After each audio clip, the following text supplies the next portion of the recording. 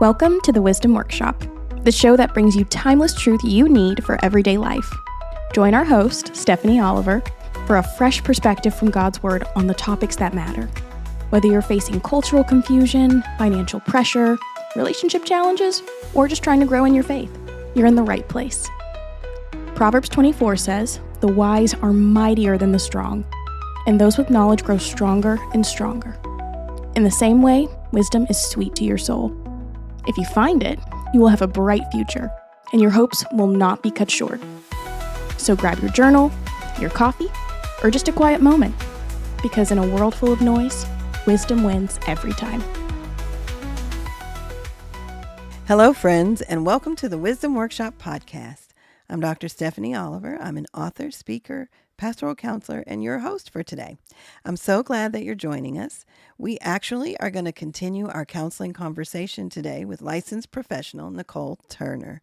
Our topic is red flags again, part two. So I'm really excited. We had such a great conversation last time, and I'm excited to continue it on. Just talking to you about more about red flags, what they mean, how to recognize them, how to move past them, all the things. So welcome, Nicole. We're glad to have you back.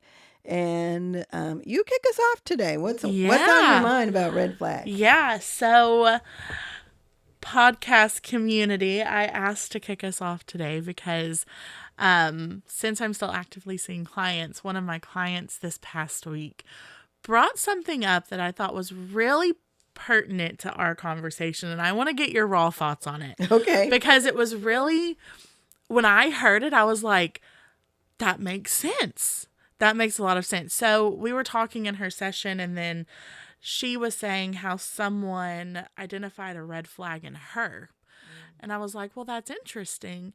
And then she said, I'm wondering if it's less of a red flag and more of a higher expectation. So my question is, and I want to get your thoughts on it, is it a red flag, or do we need to level set our expectations of somebody? Wow, that's a really good point that she brings up. You know, it takes me back to a conversation I had with a family member years ago. They were dealing with an absentee father and just the hurt and the wounds that were around that. And one of my responses to them was basically, you're expecting them to be somebody they just cannot be. They don't have the capacity, they don't have the know-how, they don't have the history or skills or tools to be the kind of father that you're wanting them to be. And their expectations were basically based on what they saw in other people's lives. And so I think you bring up a really good point. Sometimes they're not red flags. They are just mismatched expectations. Right. Or unspoken. Even unspoken, or I just think about how many times we are asking people to be somebody they don't know how to be. Right. And then we're upset and we cause ruptures in the relationship because we haven't discerned properly who they really are. I think about our connections workshop. And how one of the points in that workshop was to be able to discern who the people are that you're in relationship with. But also who they're meant to be in your life. Yes, that's what I'm getting at. Yeah. That's exactly right. And so sometimes we want people to be something that God's never intended for them to be, and then we're hurt because they're not that. And we're looking for answers, we're looking for satisfaction in ways that God has not designed them to provide. So that is a really, really, really good point. Yeah, I thought it was super interesting. And like I said, definitely something that is pertinent to this conversation, because I think you're right. A lot of people are expecting everyone in their life to play or meet a specific need, to play a certain role or meet a specific need, or even fill a trauma hole, fill a trauma wound in their life that the Lord has not caused them. Sometimes the Lord has called that person to dig out that trauma. Or expose it. Expose it, right? Yeah. So yeah, I found that really interesting. And in today's society, we're just so quick to say, like, red flag, that person's this or that person's that.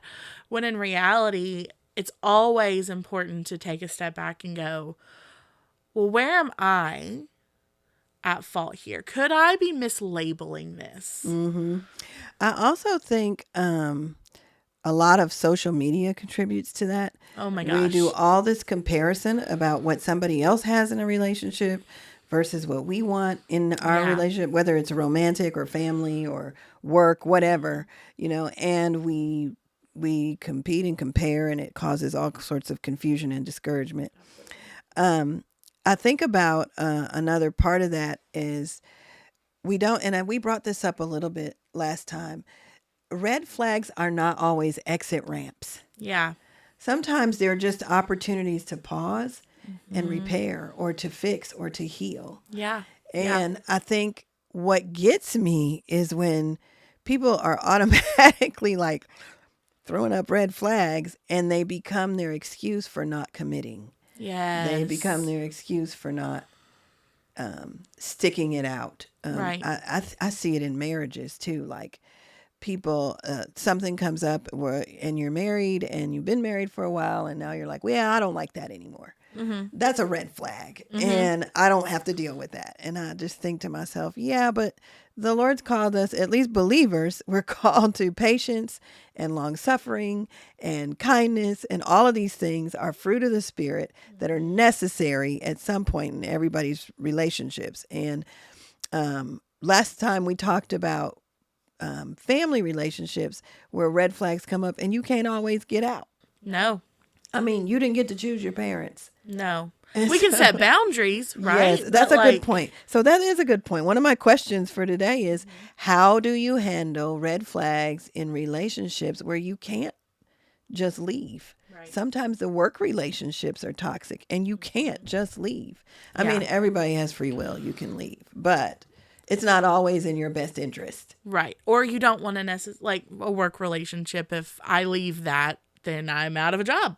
Yes. Right? Like I got family to provide for. That's such a important note, but also I think probably one of the hardest things we have to deal with in life is knowing that these people might not be or might not have my best interest. And sure, let's say it is a red flag, right? For the sake of this argument, let's say it is a red flag. Well, what does that look like moving forward? And how do I respond? First and foremost, I think it's always important two things. One, we respond out of grace and humility, always, because that's what we're called to do. Mm-hmm. But two, boundaries are biblical. Mm-hmm. Jesus sets boundaries, right? Good. That's good. So we have to identify, where do we place a fence post, a line? Where do we say, you know what, this is too much for me in that relationship? A couple of things that are important to remember about boundaries specifically is that one, a boundary never takes away the other person's right to make their own choice. Because if it does, that's an ultimatum. Ultimatums are not biblical. Boundaries are. That's good. And two, I like to always think of boundaries as what I can do versus what I won't do. So maybe there's this relationship and we notice that they're really toxic or really hard to deal with all the time. Well, maybe I can go to large family gatherings with them. Maybe I won't be alone in a room isolated with them. Right? Good. So it looks different for different relationships, but I think those two things, really operating in grace and humility, and then identifying what you will do versus what you won't do, especially in family relationships. That's really good. And I always stress to people to remember, when you put a boundary, it's based on your actions. Sometimes we want to put up blocks and say, yeah, they can't do that, or they can do that, or they this. And the language of the boundary is I won't. I think of it as, if this, then I won't. Yes. If this, then I. So that's kind of how Absolutely. I like to explain it. Yeah, like I said, a boundary doesn't impose on someone else's right to choose. It doesn't impose on somebody else's free will. If we want to go biblically for a second, and yeah, it's all about what I'm willing to do, what I'm willing to give, what I'm willing to say is right for me. How do you, once you've put a boundary, we had this question come up once before. How do you know when something beyond the boundary is necessary? So you're dealing, say their red flag is selfish behavior, and you've put the boundaries up and they've just consistently hit against them. How do you know when something beyond a boundary is necessary, and what does that look like? I think that's hard, right?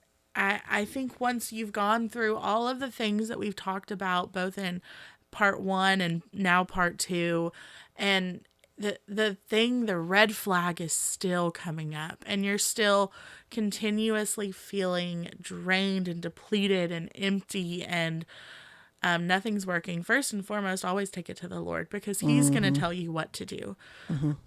He's going to give you the guidance. Holy Spirit is so good about that. If you allow Him to lead those relationships. But also, I think sometimes we just need a break from people, right? That's good. Taking a break. I think it's also important. Yes, we're called to be in relationship with people. Yes, we're called to live in community. But sometimes that community can be a lot, right? Sometimes they can be really overwhelming, and people's personalities can just be really extreme sometimes. And it's okay for a break. It's okay to step away. I don't like to say, well, cut them out. Cut them out right now, right? I don't like cutting people off. No. I don't like burning bridges, because you may have to cross them later in life. Right. Yeah. But it's okay to say, you know what, as a family, we're going to take a step back. And we're going to focus on this area of our life right now. We're going to pour into this relationship right now where we feel like the Lord is leading us here, there. That's why it's always important to make sure that you are in alignment with what the Lord is telling you to do for you and your family. But I think it's okay to take a break. And I think what's important for me, especially in relationships where you know God's called you to be there, that you recognize your reentry point. So if we're going to take a break, I'm going to take 1 month.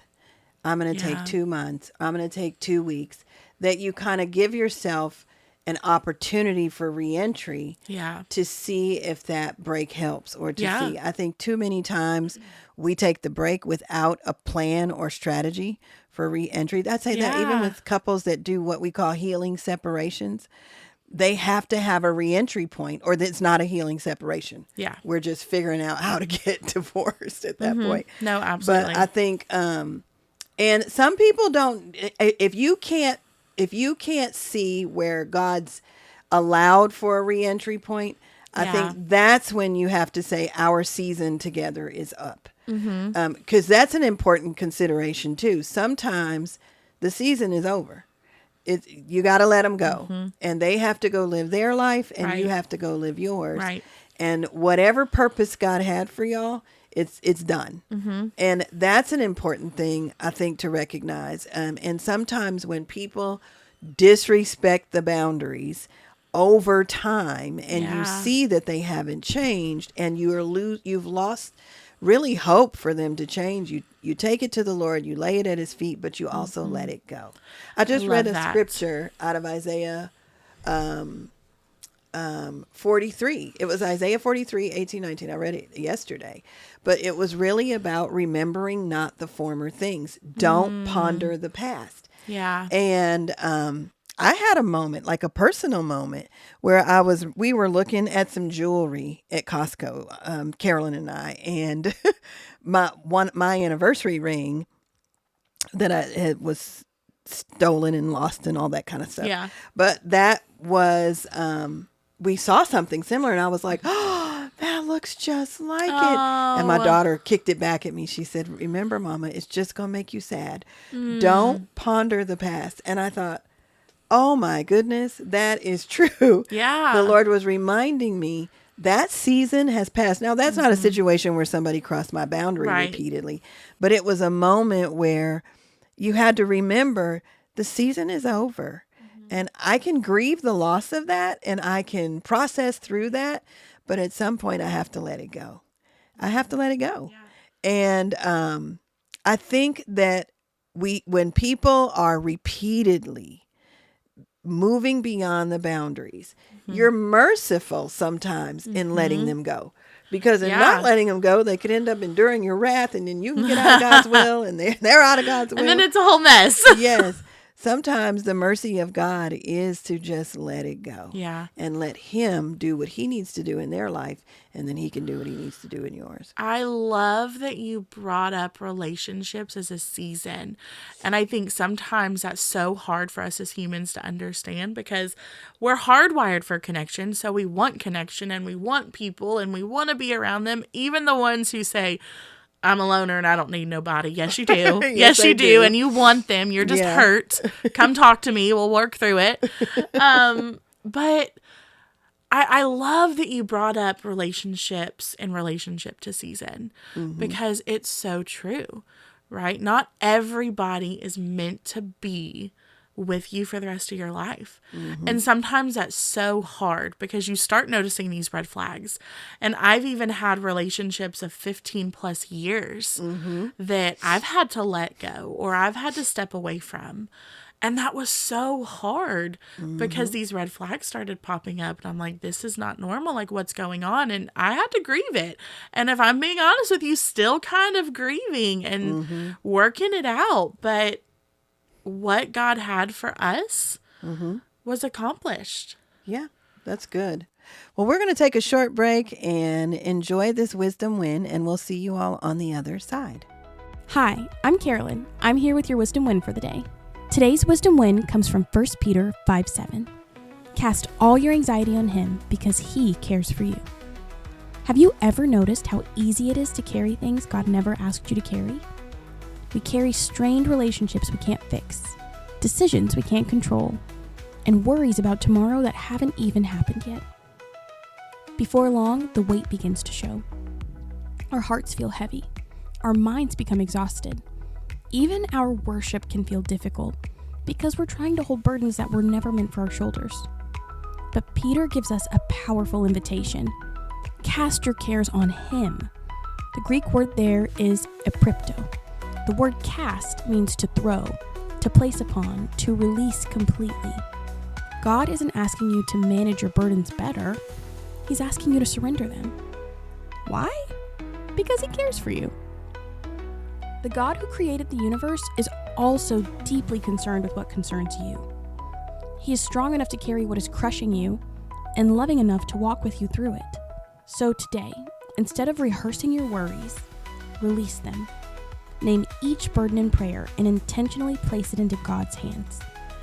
Every time anxiety tries to reclaim your heart, remind yourself, I've already given this to the Lord. Wisdom wins every time when we stop carrying what belongs to God and start trusting the one who never grows weary. Let's lay down our burdens, lift up our praise, and worship the God who is more than able to carry it all. Thank you for joining us for our Wisdom Win today. Now let's get back to the episode. All right. Well, welcome back, everyone. We're continuing our conversation on red flags, and it is a good one. I almost don't want it to end. So I have a question. Yeah. What makes it difficult for people to acknowledge red flags when they first appear? Because I know we've talked a lot about identifying them and what to do once you identify them. But what about when people just aren't recognizing them? And like you see them, you're like, what's going on? Or you're the friend who's like, hey, that's off. Hey, like, something's wake wrong up. with that. Yeah.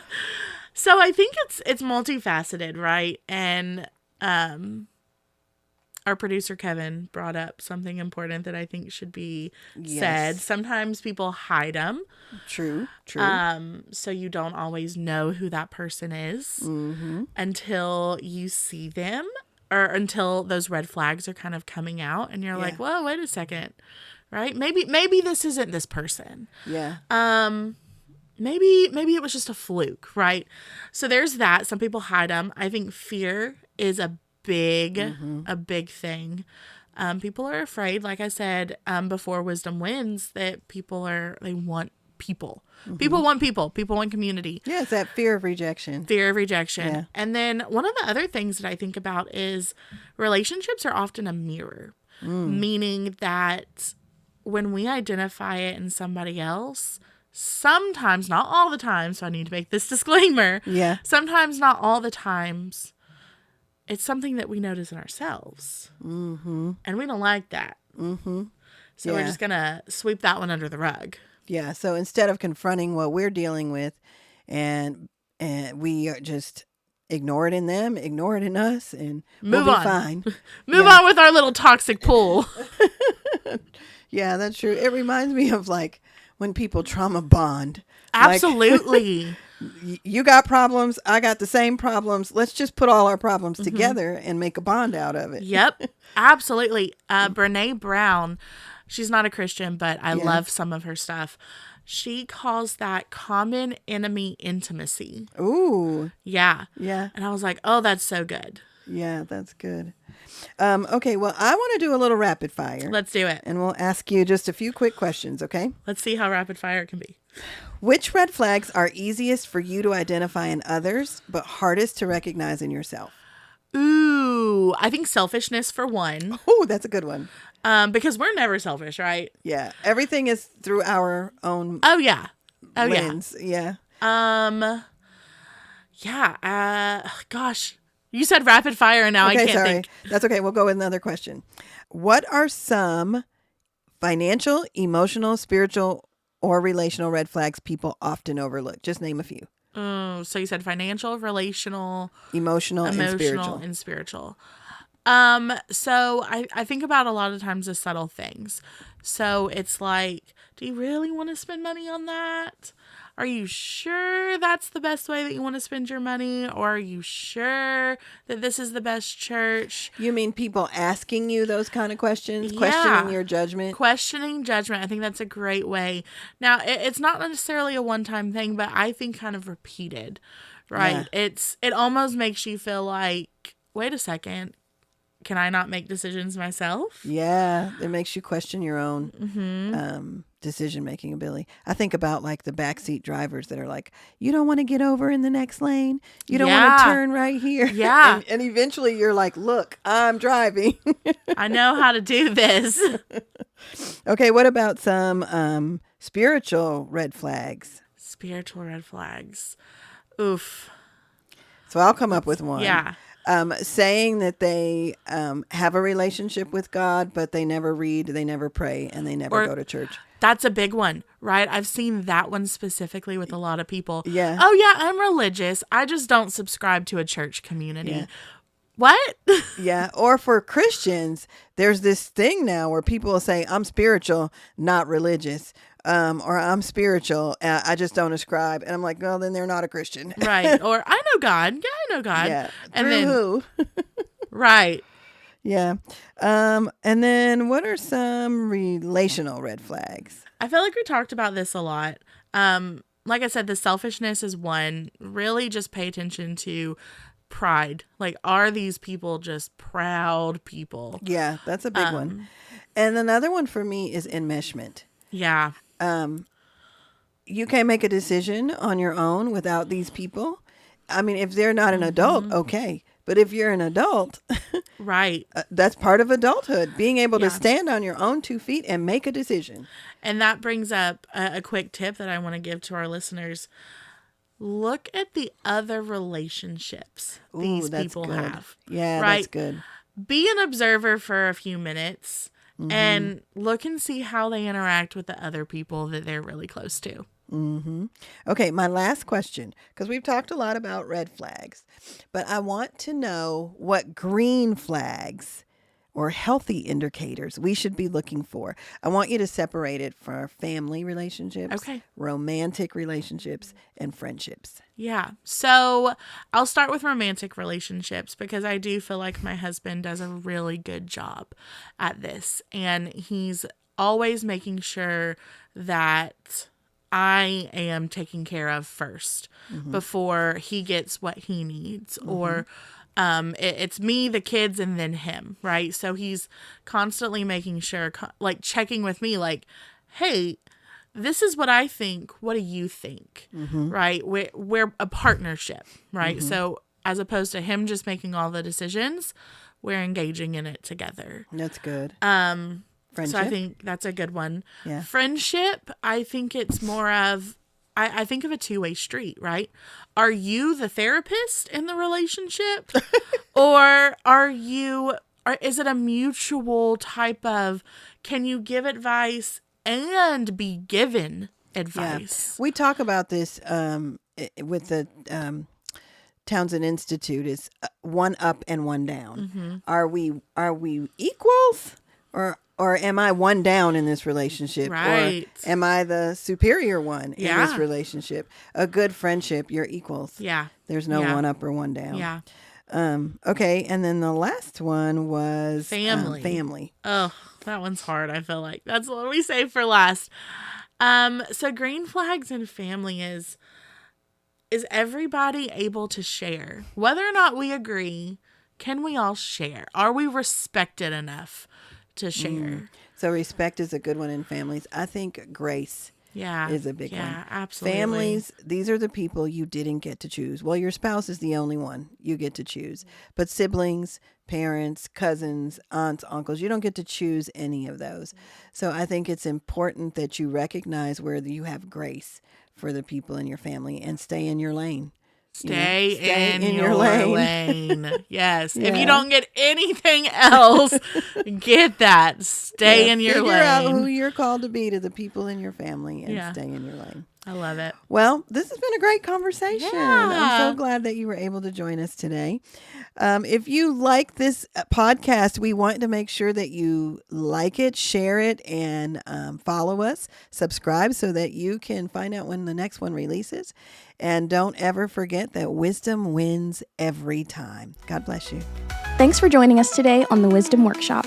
Remember, as Proverbs 24 reminds us, victory comes through wise counsel and strength is found in wisdom. So whatever you're facing this week, seek God's insight, approach it with faith, and walk in truth. Until next time, stay grounded, stay growing, and never forget, wisdom wins every time.